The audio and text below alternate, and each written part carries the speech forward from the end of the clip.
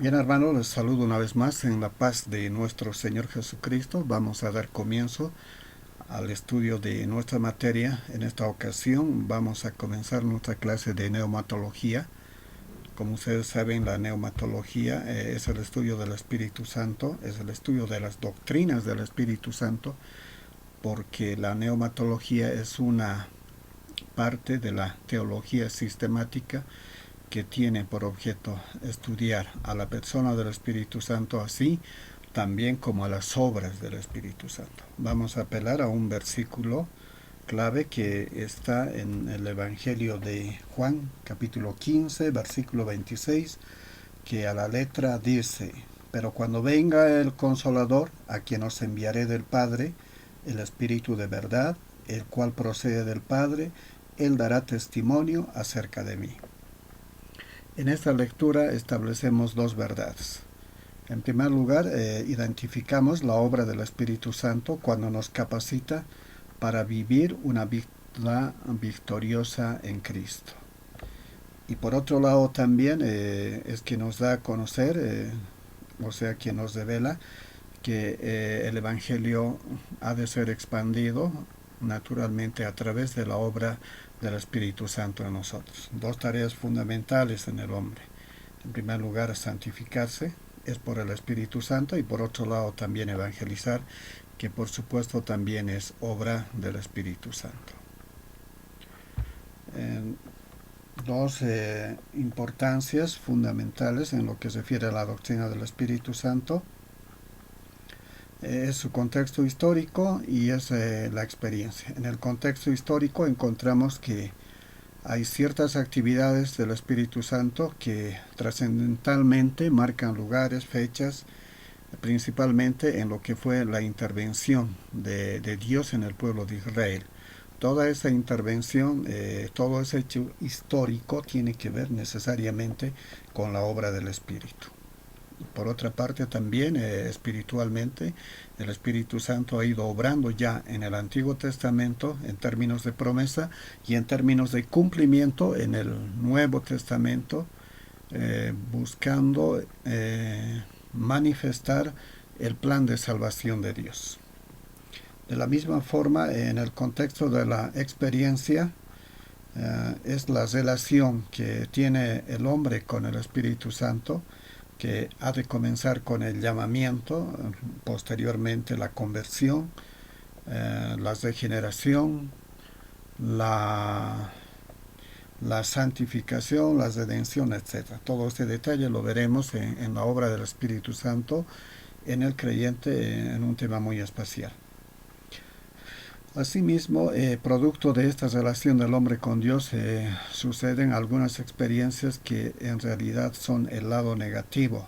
¿Por qué en el lado negativo? Porque a veces esta experiencia se confunde con factores que no expresan precisamente la obra del Espíritu Santo. Una de ellas es la experiencia religiosa controlada, cuando la obra del Espíritu Santo es confundida con ciertos preceptos normativos, como reglamentos, estatutos, etcétera, que algunas denominaciones ponen en primer lugar antes que dejar fluir al Espíritu mismo en toda su obra. Asimismo también en el contexto religioso hay algunas formas en términos sacramentales que buscan limitar, que buscan objetar la obra del Espíritu Santo en la Iglesia. Entonces, esos son algunos de los factores. Entre otros también podemos encontrar la experiencia religiosa sin control. Hay experiencias totalmente descontroladas, fuera de orden, como en la iglesia de Corinto, el cual fue duramente observado por el apóstol Pablo. Y también podemos encontrar en los sustitutos del Espíritu Santo. Uno de los sustitutos clásicos indudablemente es la emoción. Ese es el lado negativo del contexto de la experiencia. Para poder entender la obra del Espíritu Santo, vamos a encontrar dos conceptos fundamentales que interpretan esta obra. En primer lugar es el cesacionismo. Es una formulación teológica de San Agustín, quien vivió en el año 354 al 430, quien nos ha mostrado una formulación en el sentido de que hay algunas limitaciones ya del Espíritu Santo en esta dispensación, con lo que se refiere a la cesación de algunos dones milagrosos. Estas han tenido su manifestación expresa durante la elaboración, durante la conformación del canon bíblico. Una vez que fue cesada, entonces ya no han sido necesarios activar con estos dones. Esa es la formulación del cesacionismo. Por otra parte, también hay otra que tiene que ver con los grandes avivamientos pentecostales del siglo XX. Es por ello que el siglo XX ha sido llamado como la era de la dispensación del Espíritu Santo. Es cuando reaparecen los dones de milagros.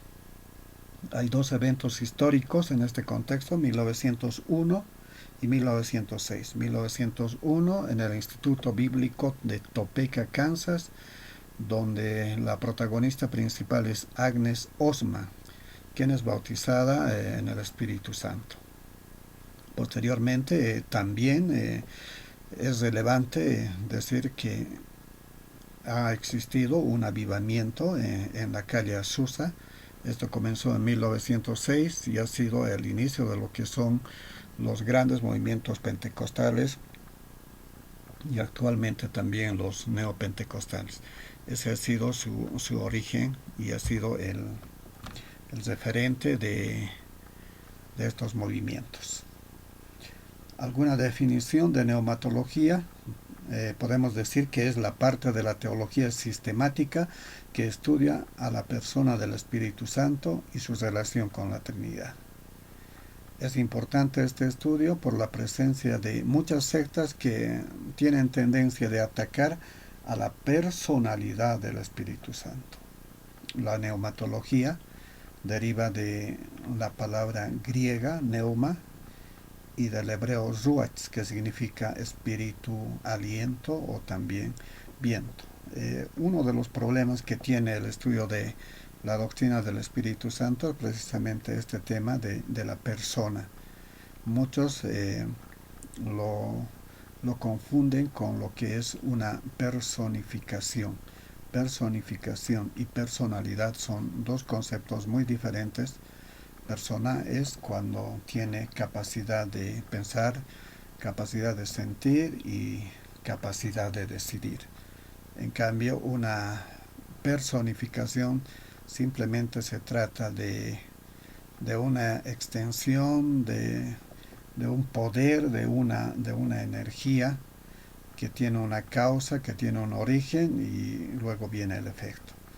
Entonces hay muchos que pensaban en esa forma, que el Espíritu Santo simplemente era una fuerza, un poder que viene de Dios.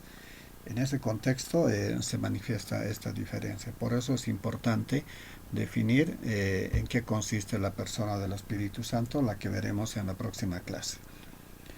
El origen etimológico de la palabra neumatología tiene que ver con neuma, que significa viento, espíritu de Dios, y logos, que significa tratado, discurso o estudio. Entonces, ese es el origen etimológico de la palabra neumatología. Pero en esencia, ¿qué quiere decir neumatología? Hay tres conceptos que tenemos que diferenciar. En primer lugar, nepes es una palabra hebrea que se usa en el Antiguo Testamento, pero específicamente para identificar al espíritu del ser humano. Hay otra palabra hebrea también, el ruach, que es una palabra usada para traducir el Espíritu de Dios. Entonces, esas dos palabras son muy importantes porque le dan identidad a la persona del Espíritu Santo. En el griego es neuma, de ahí proviene neumatología. Es una palabra que identifica también a la persona del Espíritu Santo. Una pregunta: ¿quién es el Espíritu Santo?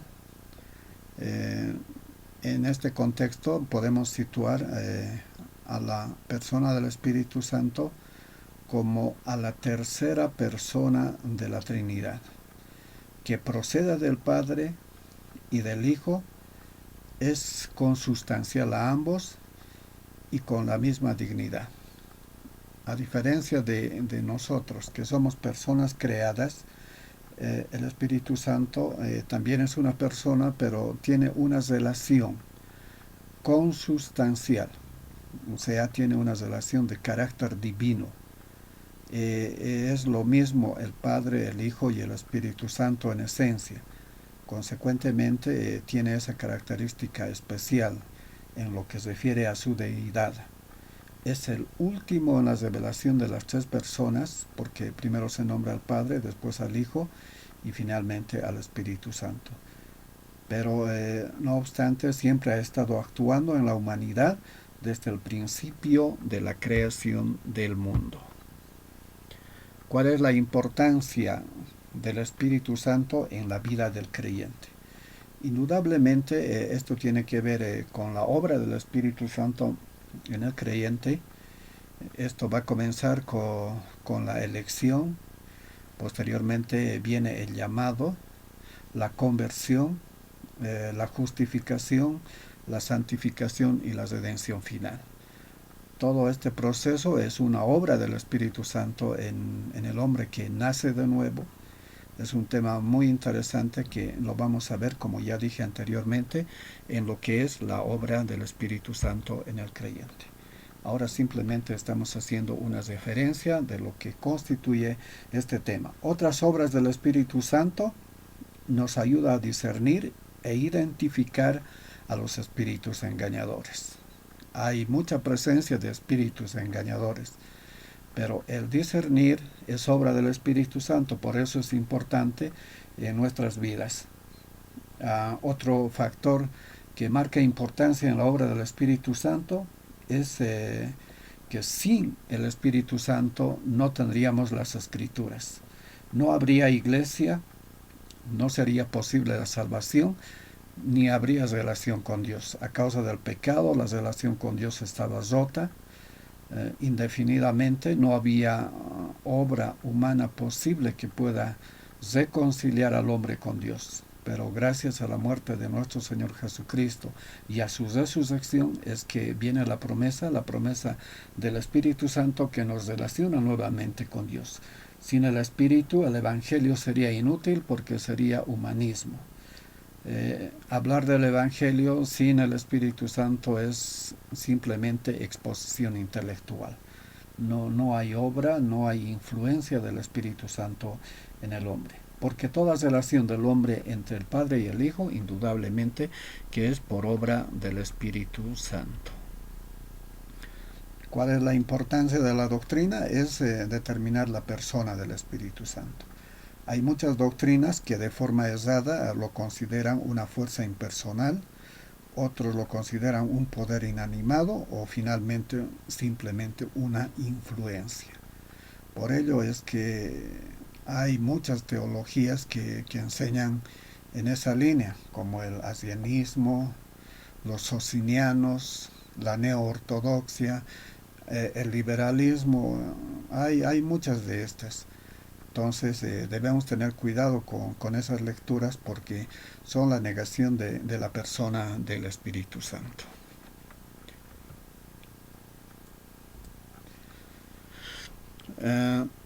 La relación del Espíritu Santo entre el Padre y el Hijo. Esta relación tiene un carácter especial, es consustancial. Es que la relación entre el Padre y el Hijo es de carácter divino, por eso se llama consustancial. En el contexto humano, la relación entre el Padre y el Hijo es de carácter filiatorio. ¿Por qué? Porque el Hijo procede del Padre. ¿Y en qué contexto? En el contexto simplemente de filiación. Hay un parentesco cosanguíneo y hay un parentesco de carácter espiritual. Por ello es que se llama en ese contexto relación de filiación. Pero la relación entre el Espíritu Santo, el Padre y el Hijo tiene que ver con lo consustancial. ¿Por qué? Porque el Espíritu tiene una naturaleza de carácter divino. Es decir, que se asocia divinamente a Dios, así lo dice Job 33:4, cuando manifiestamente declara que ese es el Espíritu de Jehová. Por otra parte, hay también una naturaleza de carácter personal. Él se manifiesta como persona. El Espíritu Santo resulta no ser una influencia, tampoco es una fuerza impersonal. Y Romanos 8:16 nos declara de forma expresa que el Espíritu Santo es una persona. ¿Hay alguna prueba escritural sobre este referente? Por supuesto que sí. Tenemos en Job 33:4, 1 Corintios 2:10 al 11, Juan capítulo 3, versículos 5 al 8, Romanos capítulo 8, versículo 11. También hay una declaración específica en lo que se refiere a que el Espíritu Santo no es una influencia, sino es una persona. Romanos 8:16, 1 Corintios 12:11, Efesios 4:30, Juan 14:26, Gálatas 4:6. Son los referentes bíblicos que justifican de manera objetiva a la persona del Espíritu Santo y declaran expresamente que no es una influencia. Algunos títulos del Espíritu Santo le dan relevancia a su identidad personal. Algunos de estos títulos son es que es el gran consolador, es nuestro ayudador, es nuestro consejero. Hoy por hoy, en este tiempo crítico, Él está presente con nosotros y en toda situación siempre lo estará. Juan 14:16. También se le llama el Espíritu de Cristo en Romanos capítulo 8, versículo 9, el Espíritu de santidad, el Espíritu de vida, el Espíritu de adopción, el Espíritu de la promesa, el Espíritu eterno, el Espíritu de gracia, el Espíritu de verdad. Cada una de estas nominaciones titulares indudablemente que tienen su respaldo bíblico, lo que nos da la seguridad y la convicción de que el Espíritu Santo es una persona. Las obras del Espíritu Santo en el Antiguo Testamento, Él estuvo presente en la creación, estuvo participando de todo el proceso de la creación, tanto de la naturaleza como de la humanidad. La obra del Espíritu Santo también estuvo en la revelación y en la inspiración de las Escrituras, porque sin esa obra hubiera sido prácticamente imposible tener la revelación especial, que en este caso es la palabra de Dios, que contiene el mensaje de la salvación. La obra del Espíritu Santo en las personas, que tiene que ver con el nuevo nacimiento, con la santificación, y con el perfeccionamiento a la imagen y a la persona de nuestro Señor Jesucristo. Antes de Pentecostés, la obra del Espíritu Santo tenía una característica especial. En primer lugar, tenía una morada selectiva, no moraba en todos los hijos de Dios. No se trataba de una experiencia de carácter universal, o sea, era específico para un determinado grupo de personas llamados específicamente a una obra especial. La función también era selectiva. El Espíritu Santo aplicaba su función específicamente a un propósito, como la artesanía, ejemplo, ungir reyes, profetas, etc. Había limitaciones en su obra antes de Pentecostés, o sea, en el Antiguo Testamento. Había una limitación en su extensión. Su ministerio estaba limitado solo para Israel. Y estaba limitado en su duración. Cumplida la obra encomendada, se retiraba.